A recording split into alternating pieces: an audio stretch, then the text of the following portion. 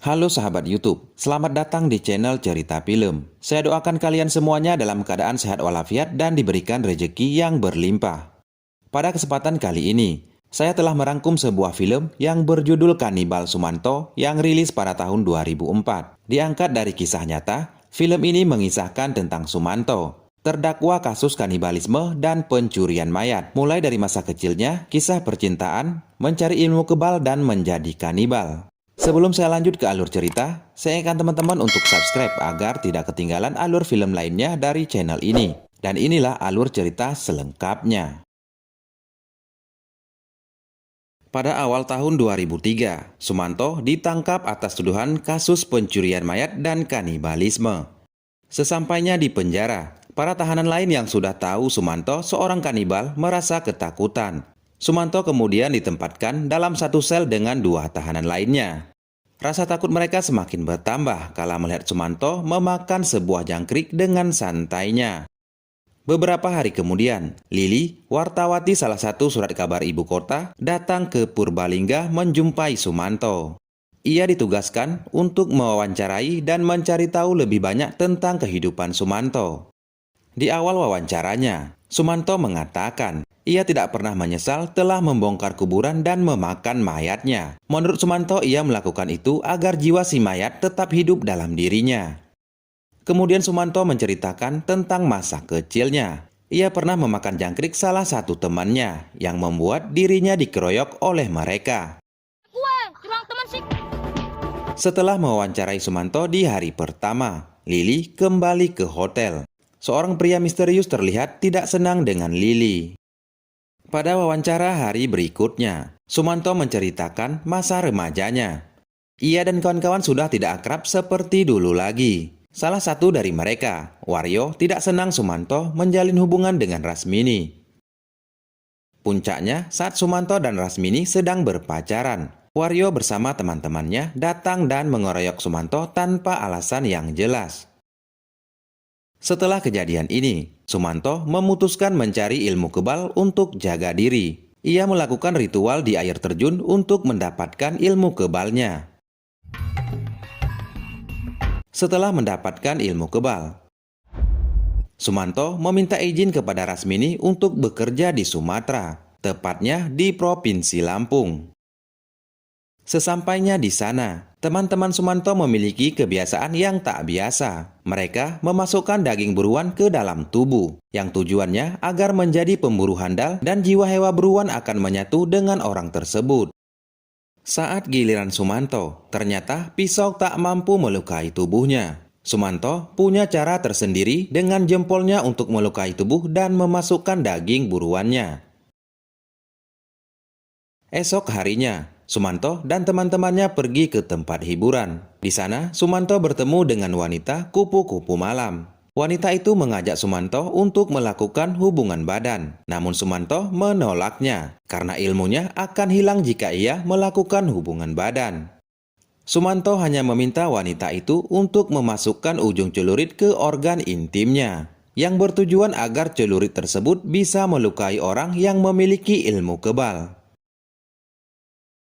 Beberapa hari kemudian, ketika Sumanto ingin bekerja, ia dicegat oleh dua orang perampok. Perampok tersebut ingin mengambil uang yang dibawa Sumanto. Padahal uang tersebut mau dikirimkan untuk kedua orang tuanya. Karena melawan, salah satu perampok kemudian menebas Sumanto. Namun parang tidak mampu melukainya.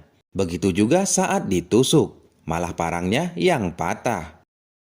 Melihat Sumanto kebal, perampok ini kemudian panas dan memamerkan kalau ia juga memiliki ilmu kebal. Ia menyuruh Sumanto untuk mengambil celurit dan menebasnya. Sumanto kemudian menebas si perampok tersebut. Dan ternyata celurit Sumanto mampu melukai orang kebal, karena sebelumnya pernah dimasukkan ke dalam organ intim wanita. Karena takut ketahuan, Sumanto membawa pulang mayat tersebut ke tempat ia tinggal. Sesampainya di sana, Sumanto memasukkan sebagian kecil daging si mayat ke dalam tubuhnya. Kemudian ia memotong, memasak, dan memakan dagingnya. Menurut Sumanto, ia memasukkan daging dan memakan untuk memuliakan si mayat agar jiwanya tetap hidup dalam dirinya.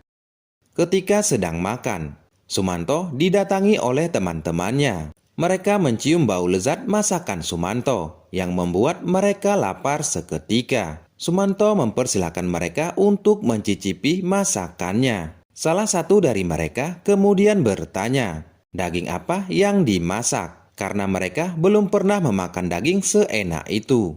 Sumanto dengan polosnya menjawab, kalau daging yang ia masak adalah daging manusia. Mereka tetap melanjutkan makannya karena mengira Sumanto hanya bercanda. Setelah memakan mayat untuk pertama kalinya, nasib membawa Sumanto semakin tenggelam. Pada suatu ketika, tanpa sengaja, ia menemukan potongan kaki di tempat ia bekerja. Kaki itu pun ia bawa pulang. Dan lagi-lagi Sumanto memasak dan memakan dagingnya. Film berlanjut ke tahun 1996. Sumanto memutuskan kembali ke kampung halamannya di Purbalingga. Sepulangnya dari perantauan, Sumanto terkejut melihat pacarnya, Rasmini, telah menikah dengan Waryo, yang tak lain teman masa kecilnya. Sumanto menyalahkan kemiskinan atas kegagalan cintanya. Hal ini membuat Sumanto ingin menjadi orang kaya. Ia memilih untuk berjudi togel dengan harapan ia bisa menjadi orang kaya. Karena tidak pernah kena judi togel, ia mengikuti saran dari pemain togel lain yang mengatakan ia mendapatkan nomornya dari mimpi tidur di kuburan. Setelah itu, Sumanto pergi ke kuburan untuk menggali kuburnya dan membawa pulang tulang belulang si mayat ke rumahnya. Ia beranggapan jika tidur di kuburan saja bisa mendapatkan nomor. Maka dengan tidur bersama tulang belulang, ia akan mendapatkan nomor jitu dari mimpinya. Namun nasib berkata sebaliknya. Sumanto malah makin jatuh miskin, sampai-sampai ia harus menjual rumah orang tuanya. Setelah menjual rumah orang tuanya, perilaku Sumanto malah menjadi semakin aneh. Ia memakan ular hidup-hidup saat bekerja di kebun. Perilaku anehnya ini dilihat oleh tetangganya dan menjadi buah bibir di masyarakat. Setelah rampung mewawancarai Sumanto, Lili berniat kembali ke ibu kota. Lagi ngemasin barang, Lili diberitahukan oleh pegawai hotel jika ada berita heboh. Kuburan salah satu orang yang baru meninggal kembali dibongkar. Dan itu sama persis seperti yang dilakukan Sumanto. Padahal Sumanto saat itu berada di dalam sel tahanan. Berarti ada orang lain lagi yang melakukan hal yang sama dengan Sumanto. Lili kemudian membatalkan niatnya untuk pulang ke Jakarta. Ia kembali menjumpai Sumanto untuk menceritakan hal ini. Namun Sumanto enggan menanggapinya. Setelah dipaksa, Sumanto akhirnya mau sedikit berbicara. Kalau ia memiliki guru pesugihan bernama Ki Sirat. Lili yang mendengar hal itu berniat ingin mewawancarai Ki Sirat. Keesokan harinya, Lili didatangi lagi oleh pria misterius. Ia mengatakan mengenal Ki Sirat. Lili pun diajak untuk bertemu. Lili sama sekali tidak menaruh curiga kepada pria ini. Ia pun pergi bersamanya. Dan film pun flashback ke masa lalu, di mana Ki Sirat menawarkan Sumanto untuk menjadi orang kaya dengan ilmu pesugihan. Dengan syarat Sumanto harus menggali 7 kuburan wanita yang masih perawan. Dan matinya tidak boleh yang mati bunuh diri. Kembali ke masa sekarang. Di tengah perjalanan pria ini tiba-tiba menghentikan mobilnya. Ia memukuli Lili hingga pingsan dan membawanya ke sebuah pabrik tua. Ternyata pria misterius ini adalah Ki Sirat yang sebenarnya, yang tak lain guru pesugihannya Sumanto. Ki Sirat marah karena Lili terus mencari tahu tentang Sumanto dan gurunya. Ia pun berniat menjadikan Lili sebagai tumbal ilmu pesugihannya yang ketujuh.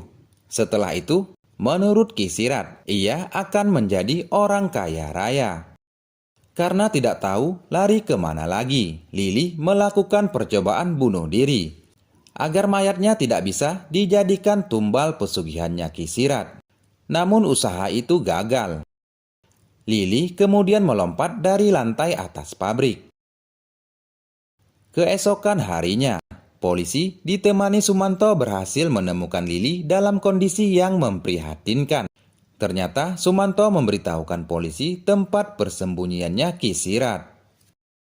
Setelah dirawat, Lili berterima kasih kepada Sumanto karena ia telah menyelamatkan hidupnya. Berkat perkataannya, Lili melakukan percobaan bunuh diri karena ia tahu Ki Sirat tidak akan mau berurusan dengan orang yang matinya bunuh diri. Hal itu yang membuat Lili selamat. Sayangnya polisi belum bisa menangkap Ki Sirat saat itu. Dan film pun selesai.